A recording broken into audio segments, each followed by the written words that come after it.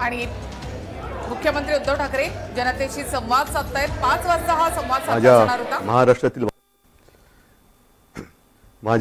महाराष्ट्रातील बांधवांनो, भगिनींनो आणि मातांनो, नमस्कार। जय महाराष्ट्र। बऱ्याच दिवसांनंतर किंवा बऱ्याच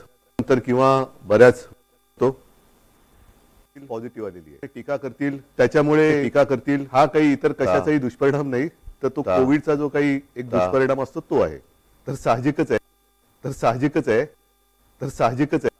साहजिकच आहे केली तर नेमकं बोलणार काय आहे।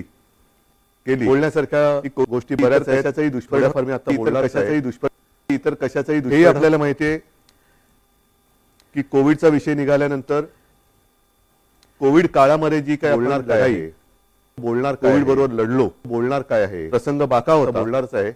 मला तर प्रशासनाचा कसलाही अनुभव नव्हता, तर बोलणारच आहे। आणि तशा ज्या कठीण कोविडचा विषय निघाल्यानंतर म्हणजे कोविडचा विषय निघाला तोंड देऊ शकलेलं नव्हतं, किंवा ज्यांच्या अनुभवाला हा कोविड आला नव्हता कसलाही अशा तर प्रशासनाचा कसलाही वाटेला म्हणजे पहिल्या 2-3 महिन्यातच कोविड आला।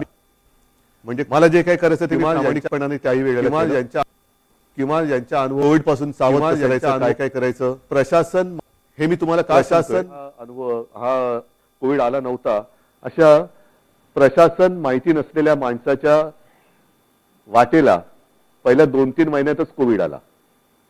मला जे काही करायचं ते मी प्रामाणिकपणाने त्याही वेळेला केलं। कोविड पासून सावध कसं राहायचं काय करायचं हे मी तुम्हाला का सांगतोय, कारण त्या दरम्यानच्या काळात जे काही सर्वे होत होते त्या सर्वेमध्ये देशातील सर्वोत्तम 5 टॉप मुख्यमंत्र्यांमध्ये तुमच्या सगळ्यांच्या मेहनतीमुळे आणि तुम्ही दिलेल्या सहकार्यामुळे महाराष्ट्राच्या मुख्यमंत्र्यांना तो एक त्याच्यामध्ये ती गणना केली गेली। साहजिकच आहे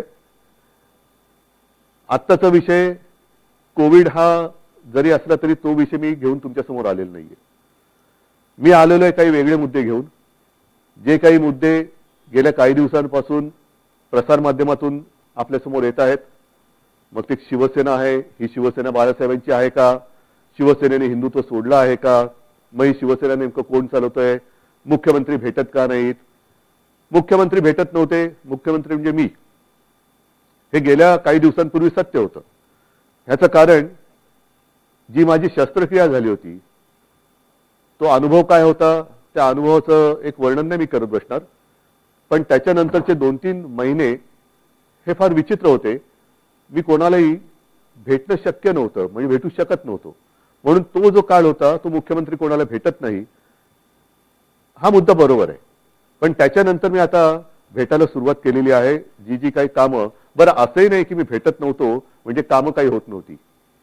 मी माझी पहिली कॅबिनेट मीटिंग ही हॉस्पिटलमध्ये बाजूच्या खोलीतनं अशीच ऑनलाईन केली होती। म्हणूनच गेल्या एक 8-15 दिवसापूर्वी आदित्य, एकनाथ शिंदे, त्यांच्याबरोबर आपले काही आमदार, खासदार, मंत्री हे अयोध्येला जाऊन आले। हिंदुत्वासाठी काय केले, कोणी काय केले हेही बोलण्याची आता वेळ नाहीये। पण हिंदुत्वाबद्दल मी विधानसभेत विधिमंडळात बोलणारा कदाचित पहिला मुख्यमंत्री असेल। मग नेमकं झालंय काय, ही शिवसेना कोणाची आहे? काही जण असं आरोप करतायत की किंवा असं भासवण्याचा प्रयत्न करतायत की आता काय बाळासाहेबांची शिवसेना राहिली नाही। ठीक आहे ना, बाळासाहेबांची शिवसेना आणि आत्ताच्या शिवसेनेत फरक काय नेमका? असं काय मी नेमकं केलेलं आहे की शिवसेना ही बाळासाहेबांच्या विचारापासून दूर जात चाललेली आहे? त्यावेळेला जे विचार होते तेच आपण पुढे नेत आहोत। बरं, त्याच्यानंतर म्हणजे आपल्यातून बाळासाहेब 2012 साली गेले, 2014 साली आपण एकाकी लढलो होतो, तेव्हाही आपण हिंदूच होतो, आत्ताही हिंदूच आहोत, उद्याही हिंदूच राहणार आहोत। मुद्दा विचार हा तोच राहणार आहे, तोच असणार आहे। पण 2014 साली सुद्धा जी लढलेली शिवसेना होती आणि जिने एकट्याच्या ताकदीवरती प्रतिकूल परिस्थितीत 63 आमदार निवडून आणले, आणि ते 63 आमदार आल्यानंतर त्यातले काही नंतर जे मंत्री झाले ती सुद्धा शिवसेना बाळासाहेबांच्या नंतरची शिवसेना होती। आणि त्याच्यानंतरची आतापर्यंतची वाटचाल म्हणजे मग मी आता गेली 2.5 वर्ष मी स्वतः मुख्यमंत्री आहे। माझ्यासोबत पहिल्या आणि आत्ताच्या मंत्रिमंडळातले जे काही सहकारी आहेत ते सुद्धा त्याच बाळासाहेबांच्या शिवसेनेतले सहकारी आहेत। म्हणजेच काय की पहिल्या प्रथम शिवसेना हिंदुत्व, शिवसेना कोणाची, शिवसेनेने हिंदुत्व सोडले का, शिवसेना बाळासाहेबांची राहिली नाही का, मग आम्हाला ती बाळासाहेबांची शिवसेना पाहिजे, मग मधल्या काळामध्ये जे काय सगळं मिळालं ते बाळासाहेबांनंतरच्या शिवसेनेने दिलं, हे मी म्हणेन कृपा करून लक्षात ठेवा. मग आता मुद्दा काय आहे की सध्या राज्यामध्ये काय चाललेलं आहे. आपल्याला सर्वांना कल्पना आहे की शिवसेनेचे काही आमदार गायब, अमुक गायब, तमुक गायब, गेले कुठे, पहिले सुरतला गेले, त्याच्यानंतर आता म्हणतात गुवाहाटीला गेले, आता त्यातल्या काही आमदारांचे आपल्याला फोन येत आहेत, आम्हाला इकडे आणले गेले, आम्हाला परत यायचंय, आपल्यामध्ये इथे असलेल्या आमदारांना काही फोन येत आहेत. मला त्याच्यामध्ये जायचंच नाहीये. हे जे माझं मनोगत आहे ती मी अवघ्या 5 मिनिटात संपवणार आहे. आणि ते एवढ्यासाठी की काल परवा जी आपली एक निवडणूक झाली विधान परिषदेची, त्या विधान परिषदेच्या निवडणुकीच्या आदल्या दिवशी हॉटेलमध्ये सगळे आपले आमदार होते. मी तिकडे गेलो आणि म्हटलं काय परिस्थिती, ही कोणती लोकशाही, ज्यांना आपण आपलं मानतो, शिवसैनिक मरवर मारतात, राबतात, निवडून देतात, जनता सुद्धा शिवसेनेच्या विचारावरती विश्वास ठेवून त्यांना निवडून देते, आणि आपली माणसं ह्यांना सुद्धा आपल्याला एकत्र ठेवावं लागतात का. अरे हा कुठे गेला बघा, तो कुठे गेला बघा, मग मध्येच कोणतरी गायब होतो, कुठे गेला होता, नाही मी जरा बाथरूमला गेलो होतो. म्हणजे बाथरूमला गेला तरी संशय, म्हणजे बाथरूमला म्हणजे असं म्हणतात की शंका ठीक आहे, पण लघुशंकेला गेला तरी शंका. ही कुठली लोकशाही, ही अशी लोकशाही काय मला आवडणारी आणि पटणार नाही. आणि मला वाटतं बाळासाहेबांनाही पटत नव्हतं आणि आपल्यालाही पटणार नाहीये. मला एक मुद्दा काय सांगायचा आहे की मला कशाचाही अनुभव नसताना जे काय घडलं, मी इच्छेपेक्षा जिद्दीने करणारा माणूस आहे. इच्छा असो वा नसो, पण एकदा जबाबदारी अंगावर आली तर ती जबाबदारी मी पूर्ण जिद्दीने पार पाडण्याचा प्रयत्न करतो. आणि त्याच जिद्दीने मी शिवसेना प्रमुखांना दिलेलं वचन पूर्ण करणारच हा निश्चय मनाशी बाळगून रणांगणात उतरलो. त्यावेळेला मी आपल्या समोर आलो होतो, आज सुद्धा समोर आलेलो आहे. कोणताही अनुभव नव्हता आपल्याला, तेव्हा नाईलाज झाला, वेगळा मार्ग पत्करावा लागला. काँग्रेस आणि राष्ट्रवादी हे गेले 25-30 वर्ष आपण त्यांच्या विरोधात, ते आपल्या विरोधामध्ये हे लढत आलेलो आहोत. मग त्याच्यानंतर हे जे काय घडलं हे सर्वांना माहिती आहे की काँग्रेस आणि राष्ट्रवादीने, विशेषतः पवार साहेबांनी, ती बैठक आमची तिन्ही पक्षाची झाली. त्या बैठकीमध्ये सगळं ठरलं आणि ते ठरल्यानंतर मला त्यांनी सांगितलं की उद्धव जरा 1 मिनिट बोलायचंय. म्हटलं काय बोलायचं, आता ठरलंय सगळं, नाही 1 मिनिट.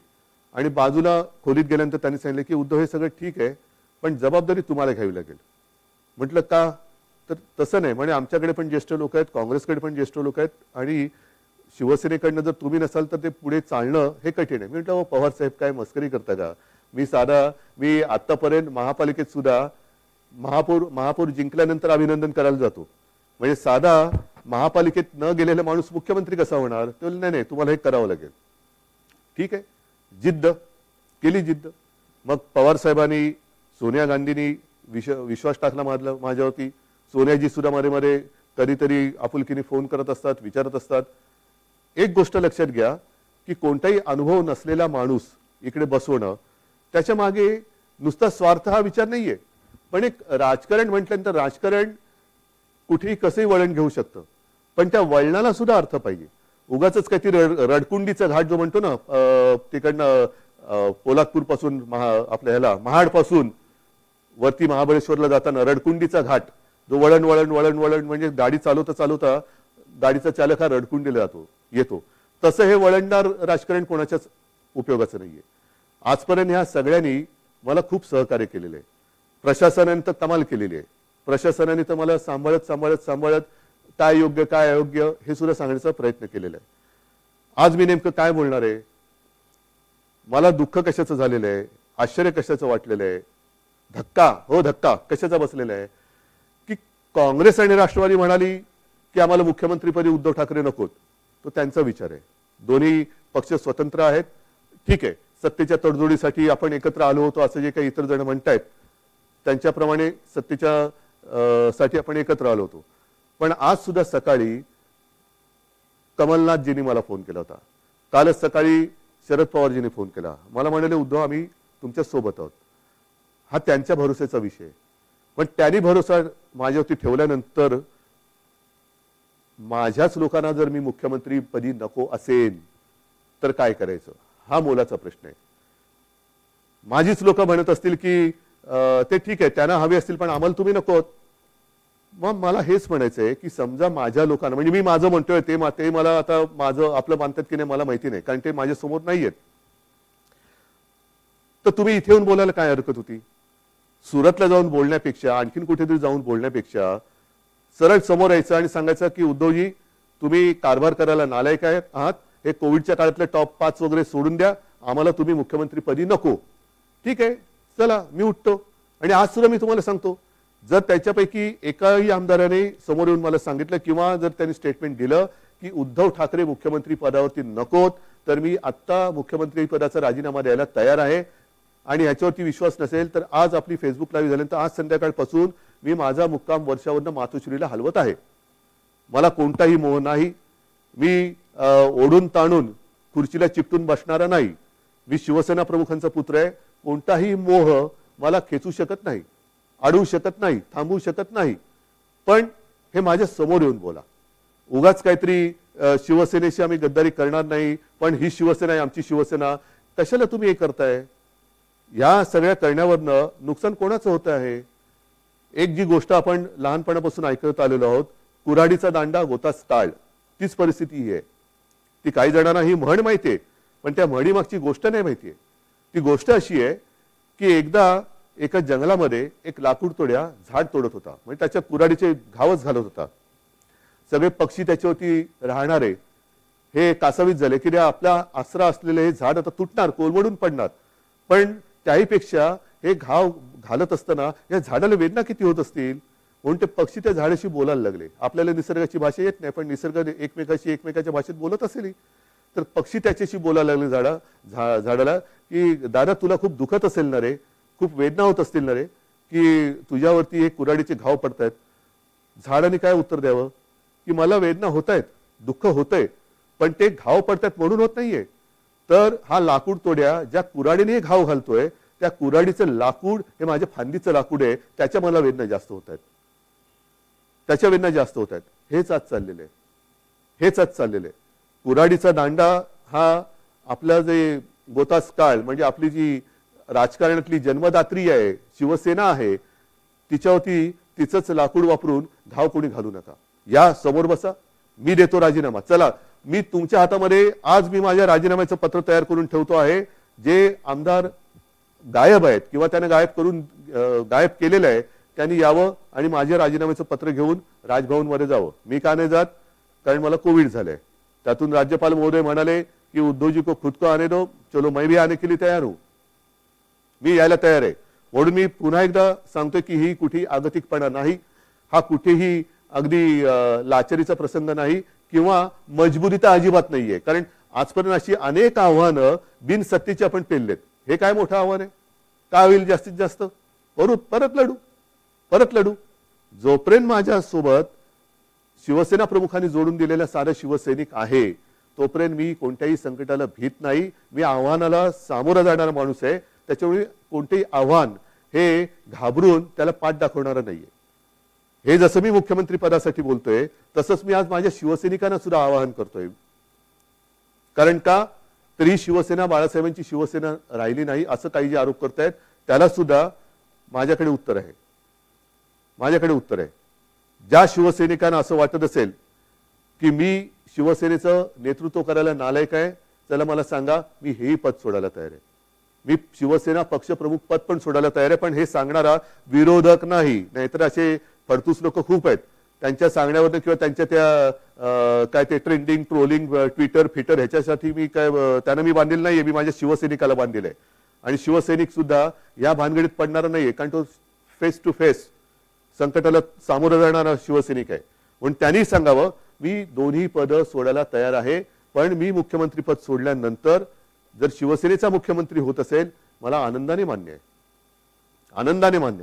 पण त्याही पलीकडे जाऊन केवळ मी मुख्यमंत्री नको, दुसरा कोणी असला तरी चालेल, पण शिवसेनेचा म्हणजे उद्धव ठाकरे मुख्यमंत्री नको, दुसरा कोणी चालेल, चला तेही मला मान्य आहे.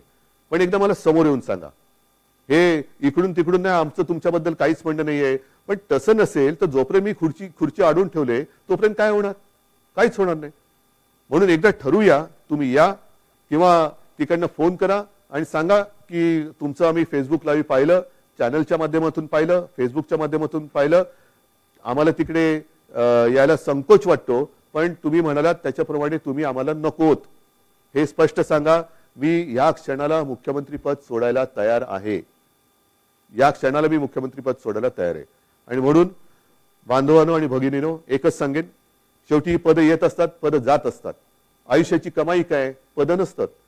पदावरती बसल्यानंतर जे तुम्ही काही काम करता त्याच्यानंतर जनतेची प्रतिक्रिया काय असते ही आयुष्याची कमाई असते. आणि या 2.5 वर्षामध्ये जे प्रेम तुम्ही मला दिलं, कुठे झाली हो आपली भेट? पण ह्याच माध्यमातून मी तुमच्याशी बोलत आलो.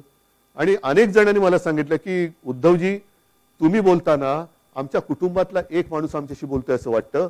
हे भाग्य मला नाही वाटत ह्याच्यापेक्षा आणखीन काय असू शकेल. ज्यांची ओळख पाळख नाही, दूर कुठेतरी राहतात, अगदी मुंबईत राहिले तरी भेटीचा कधी योग येईल असाही भाग नाहीये. पण या माध्यमातून जेव्हा मी तुमच्याशी बोलतोय तेव्हा तुम्ही आमच्या कुटुंबातले वाटतात. हीच तर आयुष्याची कमाई आहे. आणि आयुष्याची कमाई माझ्यासाठी तरी भरपूर आहे. मुख्यमंत्री पद हे तेव्हा अनपेक्षितपणाने आलं. आता सुद्धा मी यायला चिकटून बसत नाहीये.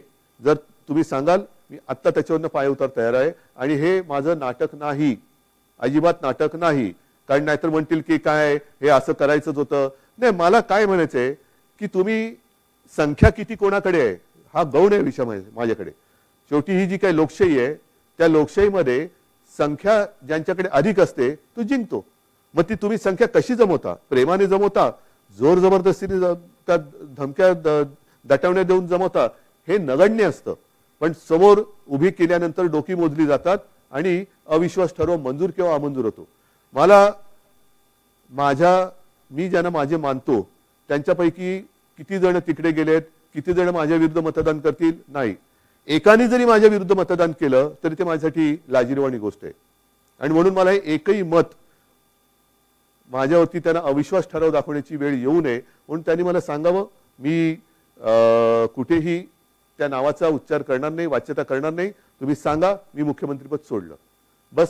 ह्याच्यावर आणखीन काय सांगू? मी माझं मन घट्ट करून तयारीने बसलेलो आहे. मात्र बांधवांना आणि भगिनींना एकच सांगेन की जे प्रेम तुम्ही आजपर्यंत दिलं, उद्या मी सांगितलेलंच आहे की मुख्यमंत्रीपदी माझी राहायची अजिबात इच्छा नाही. पण त्याच्यानंतर सुद्धा जेव्हा जेव्हा आपली भेटगाठ होईल ती मात्र जसा मी फिरत जाईन तशी प्रत्यक्ष होईल.